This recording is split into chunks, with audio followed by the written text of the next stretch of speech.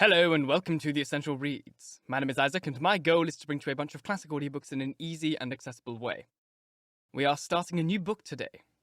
We're going to do some science fiction. We're doing The Time Machine by H.G. Wells. This wasn't my first choice. I actually wanted to, I live in France, as some people here know. I wanted to do The Count of Monte Cristo by Alexandre Dumas, but at the same point, it's 900 pages long and like 90 chapters or something like that. And ain't nobody got time for that. You guys aren't going to stick around and listen to me narrate a book for a year. One book for a year. So yeah, I guess I'm just not going to ever do that book, really. So enjoy this. We've already done The War of the Worlds. You can find that by clicking. I'm going to put it on screen. So let's begin. Chapter 1. The time traveller, so it will be convenient to speak of him, was expounding a recondite matter to us. His grey eyes shone and twinkled, and his usually pale face was flushed and animated. The fire burned brightly, and the soft radiance of the incandescent lights in the lilies of silver caught the bubbles that flashed and passed in our glasses. Our chairs, being his patterns, embraced and caressed us rather than submitted to be sat upon. And there was that luxurious after-dinner atmosphere, when thought roams gracefully free of the trammels of precision. And he put it to us in this way, marking the points with a lean finger, as we lazily admired his earnestness over this new paradox, as we thought it, and his fecundity. You must follow me carefully.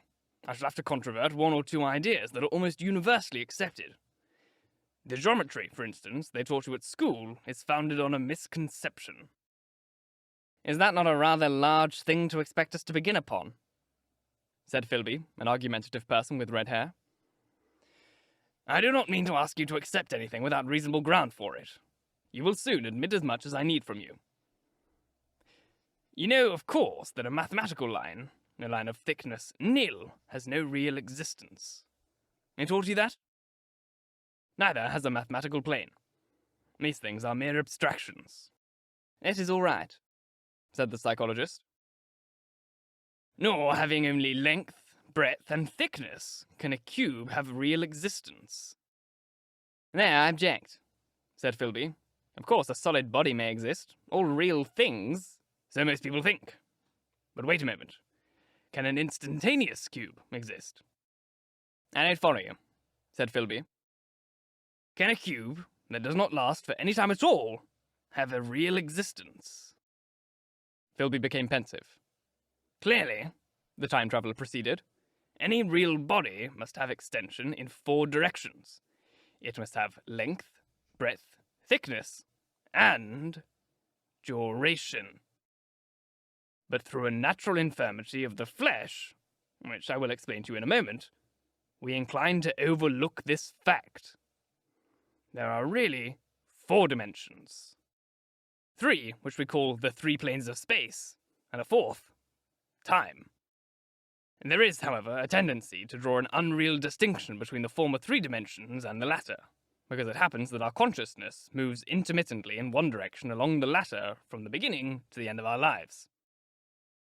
That, said a very young man, making spasmodic efforts to relight his cigar over the lamp, that, very clear indeed. Now, it is very remarkable that this is so extensively overlooked, continued the time traveller with a slight accession of cheerfulness. Really, this is what is meant by the 4th dimension. Though some people who talk about the 4th dimension do not know they mean it. It is only another way of looking at time. There is no difference between time and any of the 3 dimensions of space, except that our consciousness moves along it. But some foolish people have got a hold of the wrong side of that idea. You've all heard what they say about this 4th dimension?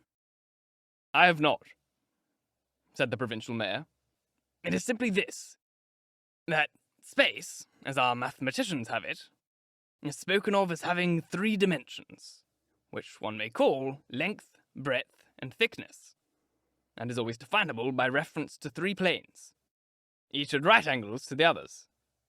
But some philosophical people have been asking why 3 dimensions particularly? Why not another direction at right angles to the other 3? And have even tried to construct a 4-dimensional geometry. Professor Simon Newcomb was expounding this to the New York Mathematical Society only a month or so ago. You know how on a flat surface, which has only 2 dimensions, we can represent a figure of a 3-dimensional solid? And similarly, they think that by models of 3 dimensions, they could represent one of 4, if they could master the perspective of the thing. See? I think so, murmured the provincial mayor, and knitting his brows, he lapsed into an introspective state, his lips moving as one who repeats mystic words. Yes, I think I see it now, he said after some time, brightening in quite a transitory manner. Well, I do not mind telling you that I have been at work upon this geometry of 4 dimensions for some time. Some of my results are curious. For instance, here is a portrait of a man at 80 years old, another at 15, another at 17, another at 23, and so on. All these are evidently sections, as it were, 3-dimensional representations of his 4-dimensioned being, which is a fixed and unalterable thing. Scientific people, proceeded the time traveller after the pause required for the proper assimilation of this, know very well that time is only a kind of space. Here is a popular scientific diagram, a weather record. This line I trace with my finger shows the movement of the barometer. Yesterday it was so high. Yesterday night it fell. Then this morning it rose again, and so gently upwards to here. Surely the mercury did not trace this line in any of the dimensions of space generally recognized.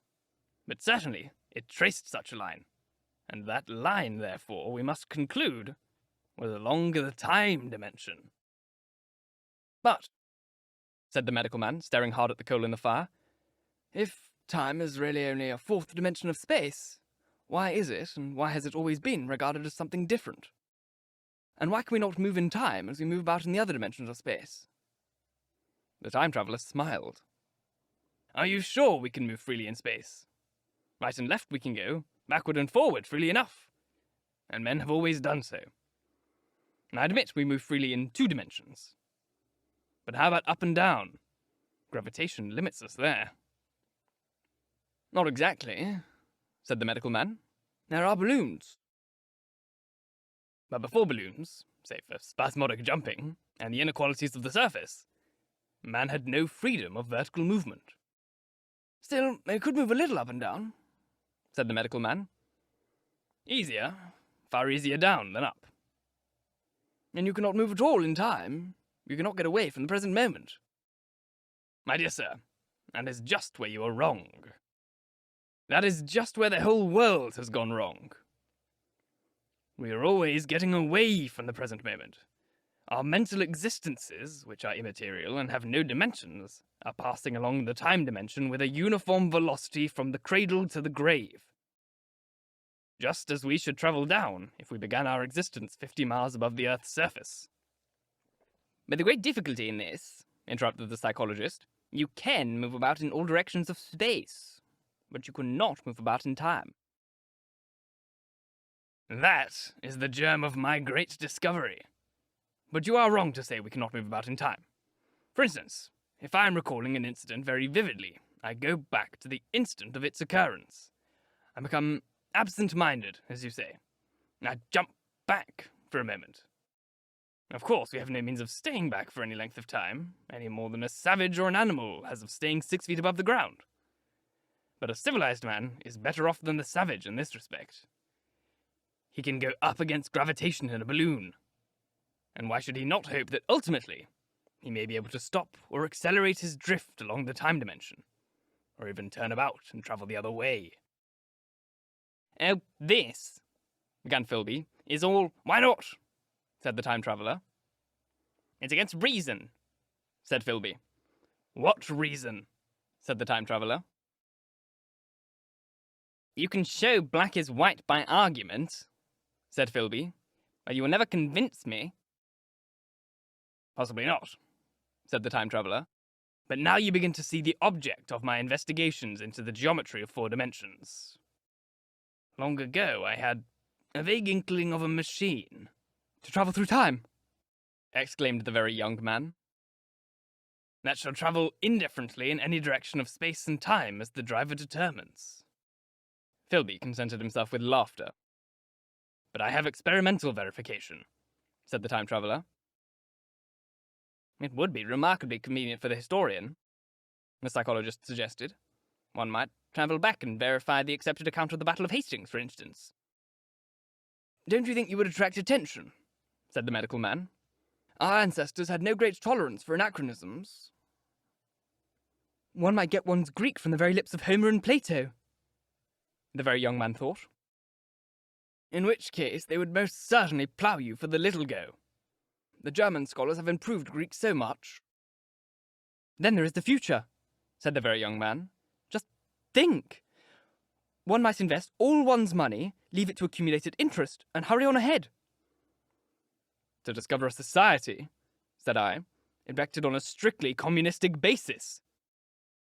Of all the wild, extravagant theories, began the psychologist. Yes, so it seemed to me, and so I never talked of it until... Experimental verification, cried I. Are you going to verify that? The experiment, cried Philby, who was getting brain-weary. Let's see your experiment anyhow, said the psychologist. No, it's all humbug, you know. The time-traveller smiled round at us. Then, still smiling faintly, and with his hands deep in his trouser pockets, he walked slowly out of the room, and we heard his slippers shuffling down the long passage to his laboratory. The psychologist looked at us. I wonder what he's got. Some sleight of hand trick or other, said the medical man. And Philby tried to tell us about a conjurer he had seen at Burslem, but before he had finished his preface, the time-traveller came back, and Philby's anecdote collapsed. The thing the time-traveller held in his hand was a glittering, metallic framework, scarcely larger than a small clock, and very delicately made. There was ivory in it, and some transparent, crystalline substance.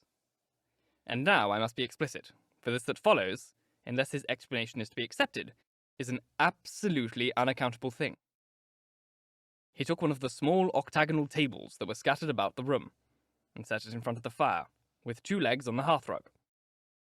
On this table, he placed the mechanism. He then drew up a chair and sat down. The only other object on the table was a small shaded lamp, the bright light of which fell upon the model. There were also, perhaps, a dozen candles about, 2 in brass candlesticks upon the mantel, and several in sconces, so that the room was brilliantly illuminated. I sat in a low armchair nearest the fire, and I drew this forward so as to be almost between the time-traveller and the fireplace. Philby sat behind him, looking over his shoulder. The medical man and the provincial mayor watched him in profile from the right, and the psychologist from the left. The very young man stood behind the psychologist. We were all on the alert. It appears incredible to me that any kind of trick, however subtly conceived, and however adroitly done, could have played upon us under these conditions. The time-traveller looked at us, and then the mechanism. Well, said the psychologist. This little affair, said the time-traveller, resting his elbows upon the table and placing his hands together above the apparatus, is only a model. It is my plan for a machine to travel through time. You'll notice that it looks singularly askew, and that there is an odd twinkling appearance about this bar, as though it were in some way unreal. He pointed to the part with his finger. Also, here is one little white lever, and here is another. The medical man got up out of his chair and peered into the thing. It's beautifully made, he said. It took 2 years to make, retorted the time-traveller. Then, when we had all imitated the action of the medical man, he said, Now I want you clearly to understand that this lever, being pressed upon, sends the machine gliding into the future, and this other reverses the motion. This saddle represents the seat of a time-traveller.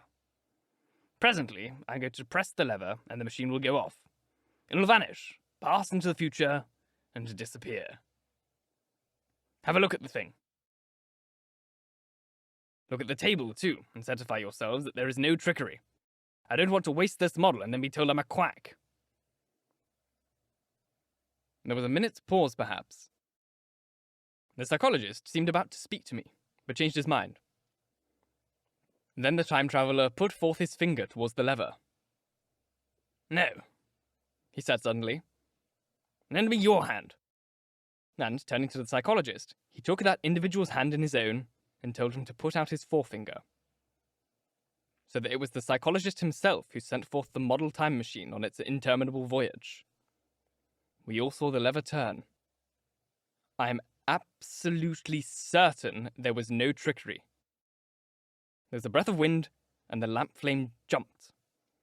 One of the candles on the mantel was blown out, and the little machine suddenly swung round, became indistinct, was seen as a ghost for a second perhaps, as an eddy of faintly glittering brass and ivory, and was gone. Vanished. Save for the lamp, the table was bare. Everyone was silent for a minute. Then Philby said he was damned. The psychologist recovered from his stupor, and suddenly looked under the table. At that, the time traveler laughed cheerfully. "Well," he said, with a reminiscence of the psychologist. Then, getting up, he went to the tobacco jar on the mantel, and with his back to us, began to fill his pipe. We stared at each other. "Look here," said the medical man. "Are you in earnest about this? Do you seriously believe that that machine has travelled into time?" "Certainly," said the time traveller, stooping to light a spill at the fire. Then he turned, lighting his pipe, to look at the psychologist's face. The psychologist, to show that he was not unhinged, helped himself to a cigar, and tried to light it uncut. "What is more, I have a big machine nearly finished in there." He indicated the laboratory. "And when that is put together, I mean to have a journey on my own account." "You mean to say that that machine has travelled into the future?" said Philby. "Into the future or the past. I don't for certain know which." After an interval, the psychologist had an inspiration. "It must have gone into the past if it had gone anywhere," he said. "Why?" said the time traveller. "Because I presume that it has not moved in space. And if it travelled into the future, it would still be here all this time, since it must have travelled through this time." "But," said I, "but if it travelled into the past, it would have been visible when we came into this room, and last Thursday when we were here, and the Thursday before that, and so forth." "Serious objections," remarked the provincial mayor with an air of impartiality, turning towards the time traveller. "Not a bit," said the time traveller, and to the psychologist, "You think. You can explain that. It's presentation below the threshold, you know. Diluted presentation." "Of course," said the psychologist, and reassured us. "That's a simple point of psychology. I should have thought of it. It's plain enough and helps the paradox delightfully. We cannot see it, nor can we appreciate this machine any more than we can the spoke of a wheel spinning or a bullet flying through the air. If it is travelling through time 50 times or 100 times faster than we are, if it gets through a minute while we get through a second, the impression it creates will of course be only 1/50th or 100th of what we would make if we were not travelling in time. That's plain enough." He passed his hand through the space in which the machine had been. "You see," he said, laughing. We sat and stared at the vacant table for a minute or so, and then the time traveller asked us what we thought of it. "It sounds plausible enough tonight," said the medical man, "but wait until tomorrow. Wait for the common sense of the morning." "Would you like to see the time machine itself?" asked the time traveller. And therewith, taking the lamp in his hand, he led the way down the long, draughty corridor to his laboratory. I remember vividly the flickering light, his queer, broad head in silhouette, the dance of the shadows, how we all followed him, puzzled but incredulous, and how there in the laboratory we beheld a larger edition of the little mechanism which we had seen vanish before our eyes. Parts were of nickel, parts were of ivory, parts had certainly been filed or sawn out of rock crystal. The thing was generally complete, but the twisted crystalline bars lay unfinished upon the bench beside some sheets of drawings, and I took one up for a better look at it. Quartz it seemed to be. "Look here," said the medical man. "Are you perfectly serious? Or is this a trick, like that ghost you showed us last Christmas?" "Upon that machine," said the time traveller, holding the lamp aloft, "I intend to explore time. Is that plain? I was never more serious in my life." None of us quite knew how to take it. I caught Philby's eye over the shoulder of the medical man, and he winked at me solemnly. Thank you so very much for listening. If you enjoyed, please like, comment, share, all that jazz, and if you really enjoyed, do subscribe, because there is more to come. This is often touted as the first science fiction novel. It's not. The first science fiction novel was written about 100 years before H.G. Wells was born, and this book thought of. It was written by a very young 19-year-old girl called Mary Shelley, and it's called Frankenstein, and you can listen to that book by clicking up here, and maybe, actually, no, I'll put it down here. You can click on the thing on the screen if you're here, or I'll link to it in the description box for those people on podcast. If you are listening on podcast, please leave a review, as it helps get in front of as many people as possible, and reading your reviews really makes my day. There's a Ko-Fi link on screen. Click it. Help support the show. Help turn this booth into a better booth. You know, all those wonderful things. Provide yourselves with a better listening experience by donating to me. But, once again, thank you very, very much for listening. And until next time, bye-bye.